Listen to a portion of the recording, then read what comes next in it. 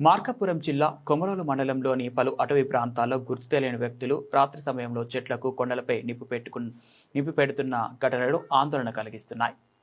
తమ స్వార్థ ప్రయోజనాల కోసం అడవులకు నిప్పు పెట్టడం చట్టాల ఉల్లంఘనగా పరిగణించబడుతుందని, దీనికి జరిమానాలు, జైలు శిక్షలు వంటి కఠిన చర్యలు తీసుకునే అవకాశం ఉందని అధికారులు హెచ్చరిస్తున్నారు. అటవీ ప్రాంతంలో నిప్పు పెట్టడం 1986 పర్యావరణ పరిరక్షణ చట్టం ప్రకారం నేరుగా పరిగణించబడుతుంది.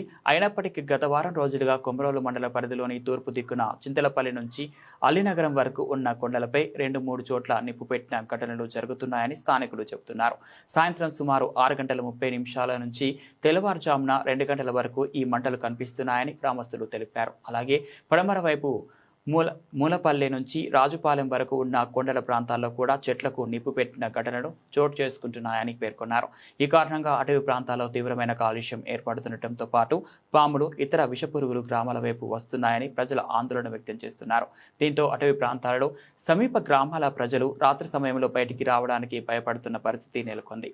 ఈ పరిస్థితిపై అటవీ సమీప గ్రామాల ప్రజలు తీవ్ర ఆవేదన వ్యక్తం చేస్తూ ఇప్పటికైనా అటవీ శాఖ అధికారులు వెంటనే స్పందించి అటవీ ప్రాంతాల్లో నిప్పు పెట్టే వ్యక్తులను గుర్తించి చర్యలు తీసుకోవాలని కోరుతున్నారు. అలాగే అడవులను రక్షించి పర్యావరణాన్ని కాపాడాలని, ప్రజలకు కాలుష్యం లేని స్వచ్ఛమైన గాలిని అందించేలా చర్యలు చేపట్టాలని విజ్ఞప్తి చేస్తున్నారు.